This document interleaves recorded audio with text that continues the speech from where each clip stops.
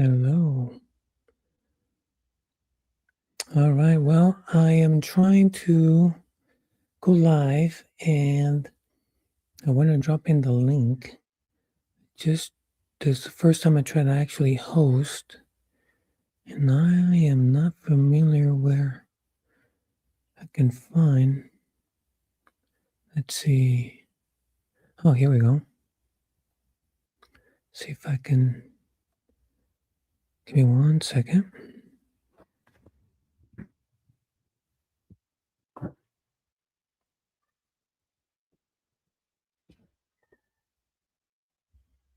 All right, there we go. All right. So, um, like I said, I'm trying this out, and I'm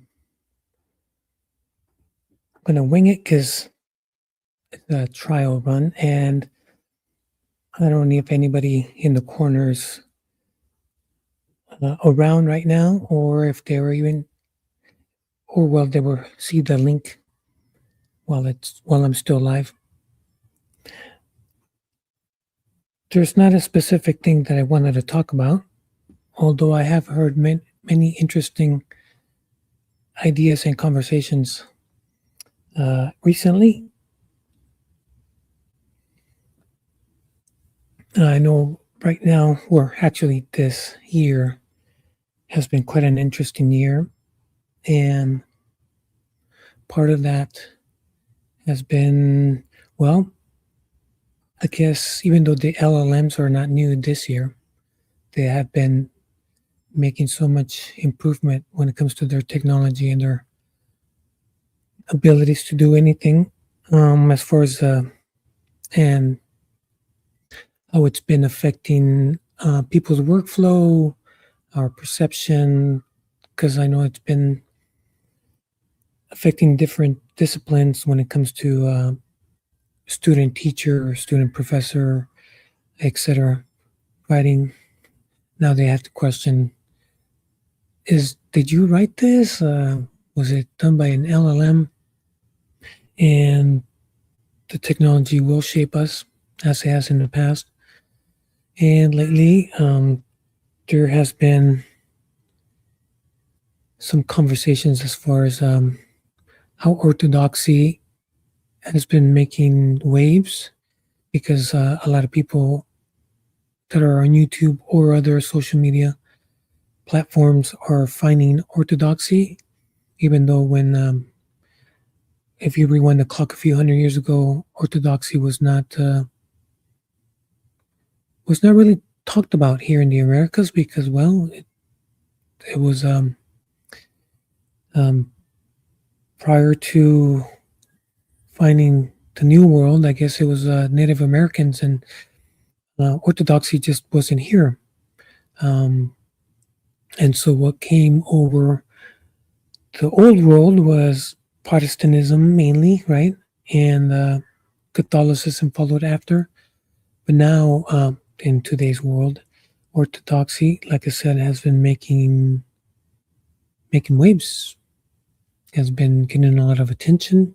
People are curious, and because of a few years ago, when we were locked down and people weren't able to go to work because they weren't essential, and schools were canceled, and yada yada, all that stuff that was, and then the censorship, people were getting canceled, even professionals, just because certain conversations cannot be mentioned, could not be had. Certain opinions were not up for debate. That were not, and nobody was able to mention, question. So, um, and I guess when you zoom in and out, one of the things that has been affecting what we consider normal, right, was normal for me, or let me rewind. What I thought was normal when I was malleable, when I was still vulnerable, when I was still a person that liked a lot of life experience. Not that I'm fully matured. So when I was like 15 or 18, you know, the young adult, right, 18, What I perceived to be normal was different than what, say, me of at 18, what I thought was normal is a lot different what a 18-year-old right now in 2026 considers normal. And part of that has to do with what we learned, right? Our expectations, what we expect, and what our conversations are, and that shapes our the narrative, shapes our perception, and what is considered desirable, right, is what you're going to chase by and large.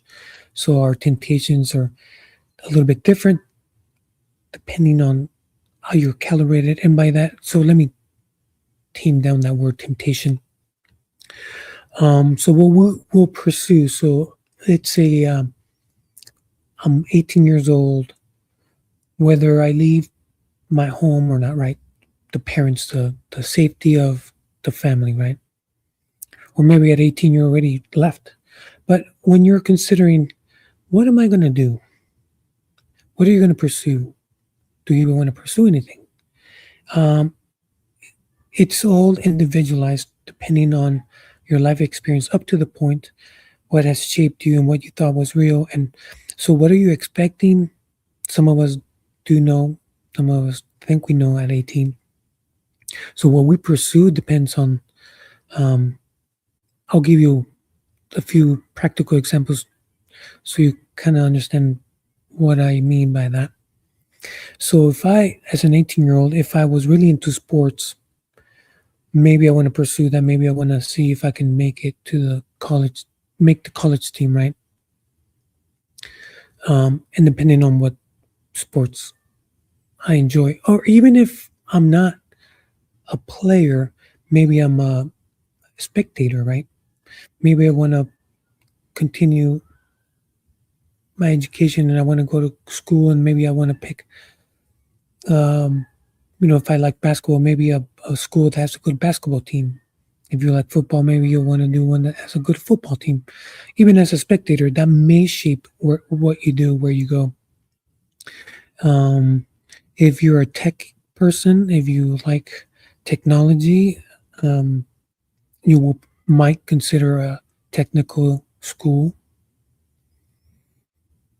If you want and are pursuing growth and you want to be challenged to the fullest, and maybe you have been hitting the books and you have 4.0s and you took extra classes, advanced classes, and you're going to hope to make it to one of those prestigious schools and you want, you're seeking that. So again, what we're tempted, what our temptations, what we want to pursue kind of depends on our how we've been shaped and molded and what we thought was desirable at that time. So if I'm an 18-year-old and I don't like school and I'm like, I don't want to do no more homework. I don't know. I don't like to study. I don't want to pursue that. Chances are I'm probably not going to pursue that anymore if I am given the choice. And then by then maybe I'm just looking for a job, um, assuming that that is something that I want to pursue. Again, maybe you don't want a job. Maybe your parents will allow you to stay at their home without without acquiring a job. Maybe you won't get any responsibilities, and maybe you will just get to hang out with your friends. Or maybe you have maybe you're into the arts, and maybe you're like, I want to pursue the arts, and maybe I don't want a technical degree in the arts. Maybe you don't want to practice that cello, that acoustic guitar, or the acrylic, that painting, whatnot, etc., or graphic design, whatever it is. So maybe you're like, well, I'm not going to pursue it the way it is done, like in a school. Maybe I'll just learn as I go, learn on my own. Maybe I'll take a class online, or maybe I'll learn from a YouTuber, etc. Maybe from TikTok. And maybe your parents are okay with that. Maybe like, as long as you're find your passion, you will find yourself. You can, right? You got time to figure it out. Maybe that's what you're doing. Maybe you don't go to school. Maybe you don't like sports. Maybe you pursue your craft as an art. Maybe you want to make it into a band. Maybe that's you're just honing in your your skill, your talent. Maybe that's not it. Maybe you're into girls. If you're, like if you're a dude like me, maybe you're into a relationship, and maybe you're like, oh, I don't want to go to school because I want to get to know you more. You're trying to grow the relationship. So again, whatever we're tempted in that, that word, as far as whatever we're pursuing, whatever we want to continue to pursue, whatever we want to continue to grow in, it's all individualized, but your experience, whatever has been shaping you, does come into does come to effect. Um, and again, these technologies have been changing our sense of what reality is, and also what we want to pursue.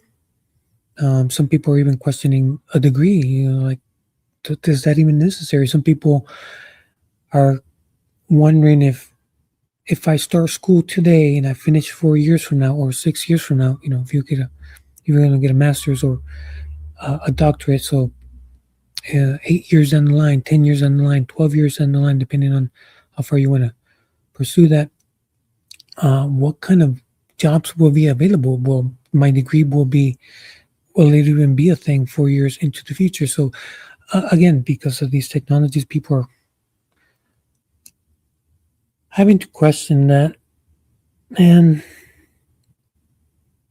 well, again, whether you um, reflect inwardly as far as who I am and what you know, if what I'm seeking is that the best thing to do, or whether you are reflecting outwardly, like the extrovert, maybe they're maybe they're looking at others and what others are doing and what others have said and what others perceive, and maybe their philosophies, their interpretation of what is desired, and maybe they see, like, maybe I'll try what they're trying, and maybe that's how they see, and are wondering what is in store for me tomorrow. And see, I think, my opinion, that's the difference between someone like me that already have gray hair and like an 18-year-old. When you're 18, I remember, well, my opinion, from my personal experience when I was a young buck, there was a lot of possibilities. There was a lot of things I was thinking of pursuing, and I could have went in different directions. And the problem was I had to make a choice for right and wrong, and not knowing if that was going to be the right choice.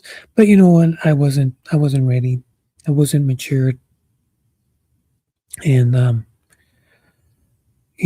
that's another question when when we, to those that reflect inward as far as looking into the self, and should I continue on this path, right?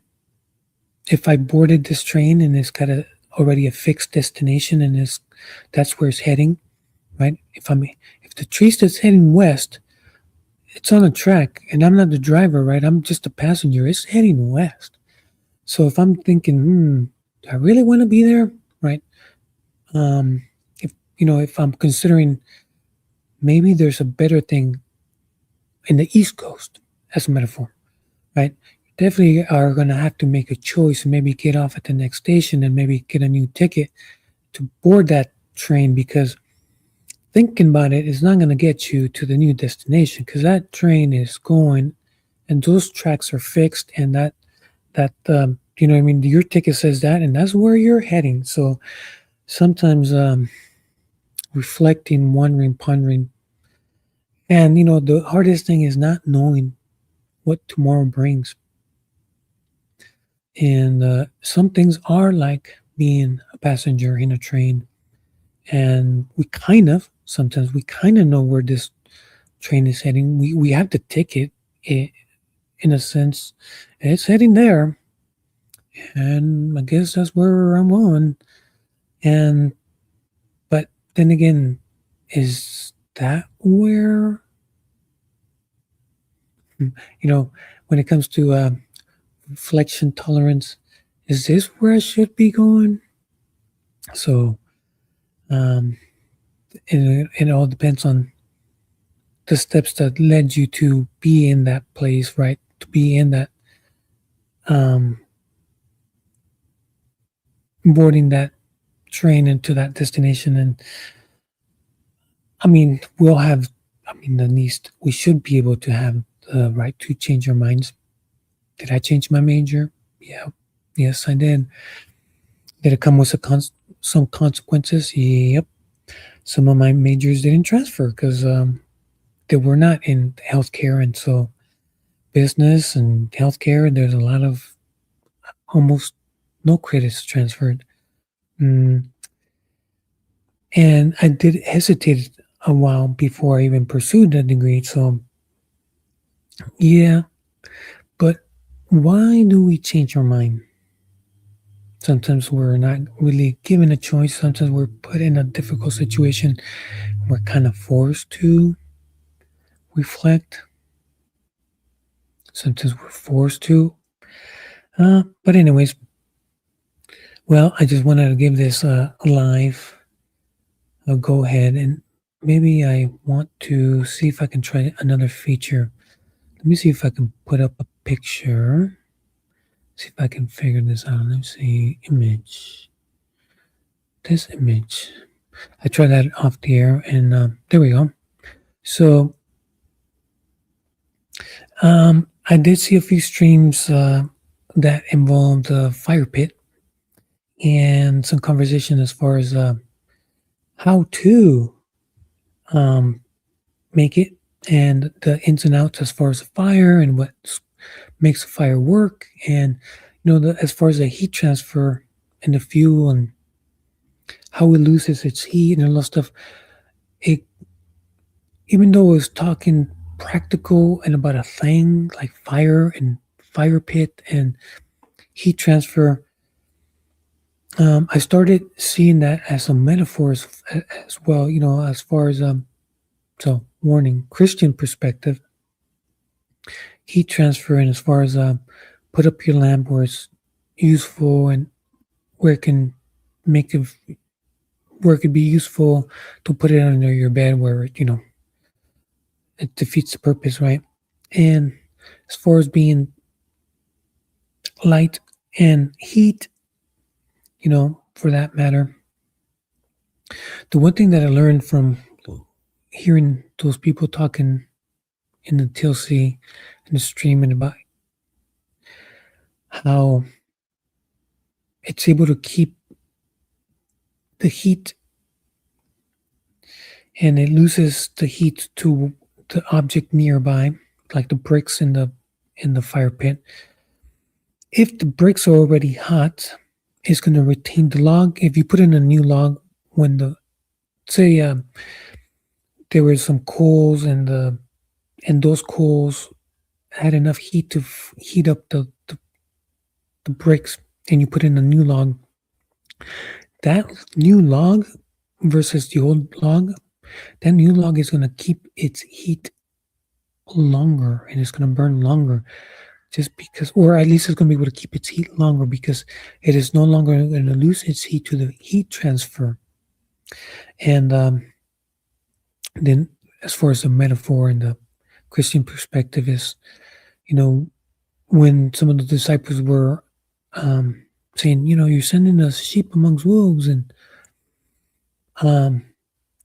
Jesus says to be careful, to be as cunning as serpents, but gentle as doves.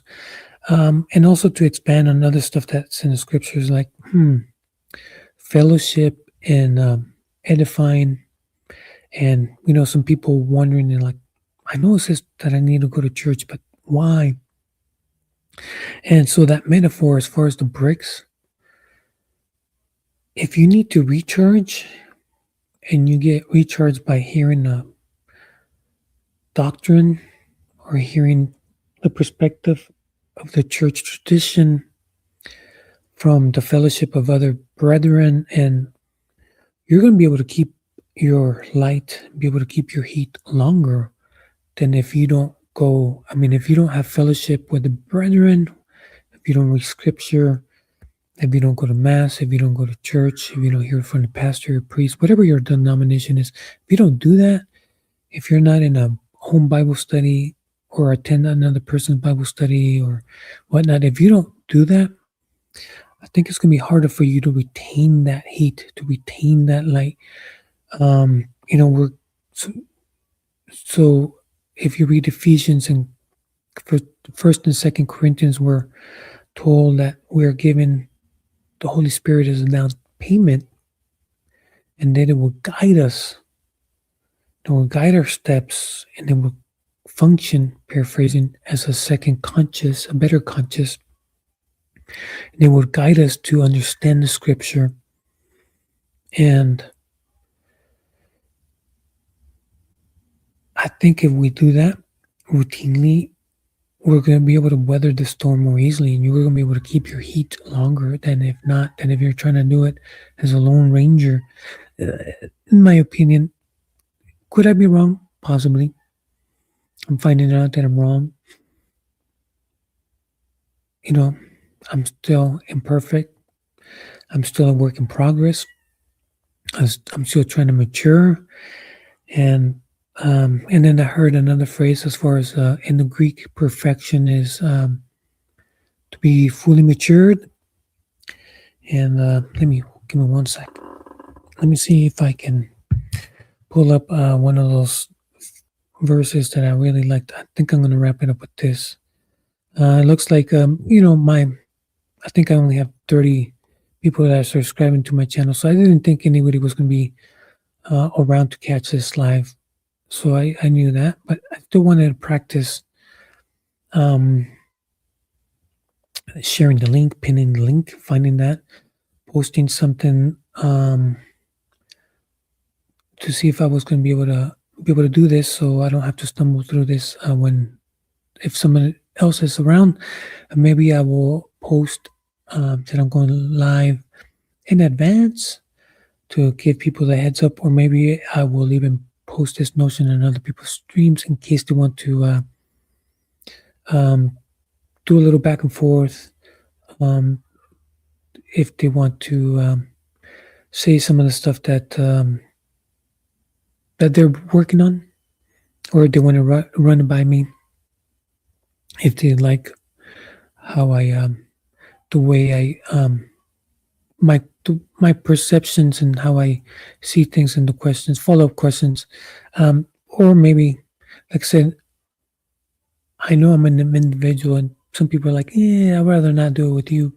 That's quite all right. But anyways, I think if I don't post it, they won't have an option. At least this way, they'll have an option. But I think in forethought, I will post a link as far as when I'm going live in the future. Maybe I might even mention it on other people's streams in case they want to participate. And maybe I'll find out that maybe I'm not other people's type of cup of tea. That's quite all right as well. So 2 Peter verse 1, verses from 5 to 9. I'm not going to mention it here because I'm running out of time, but quite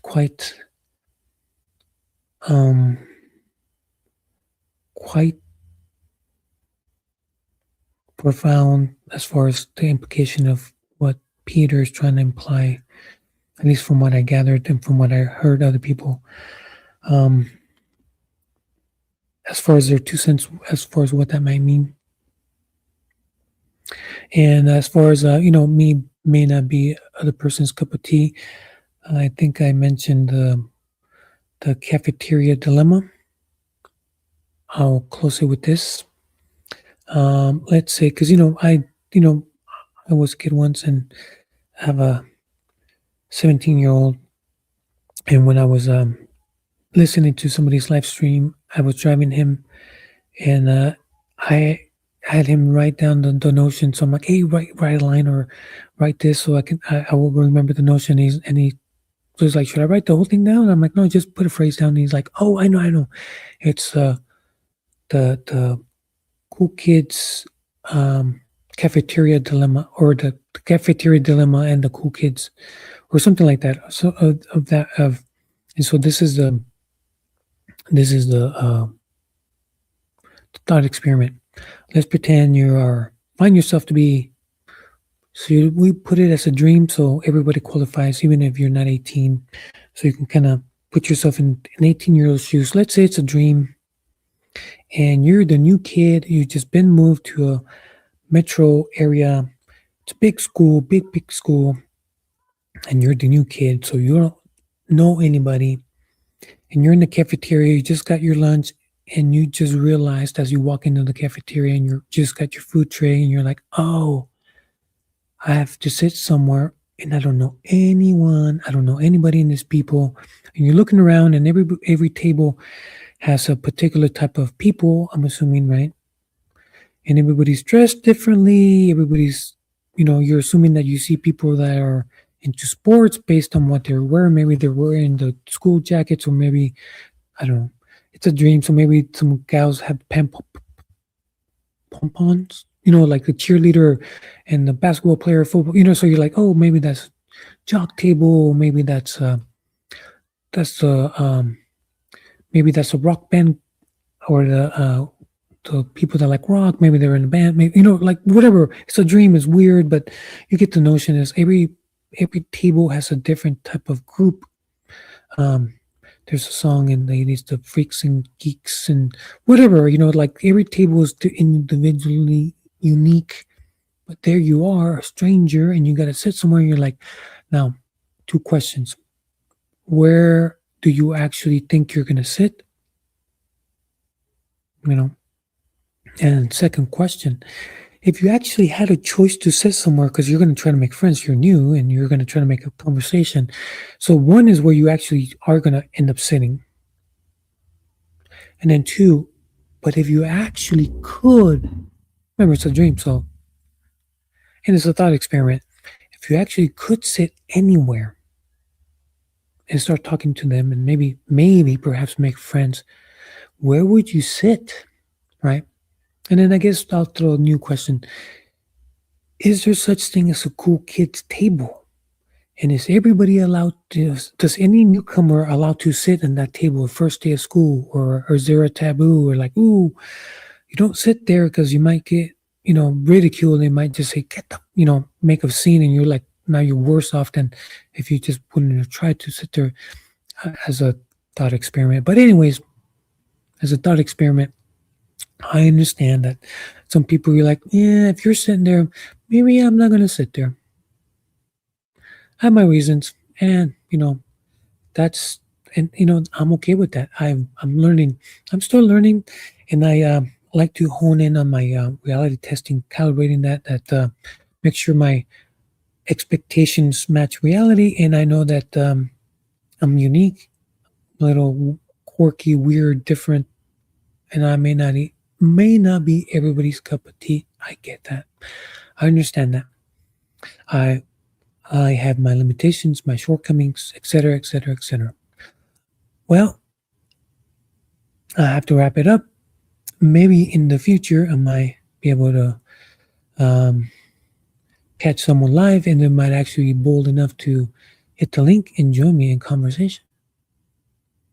Until then, anyways, I'm Alex Luna. I will try to see if I can exit out. There we are.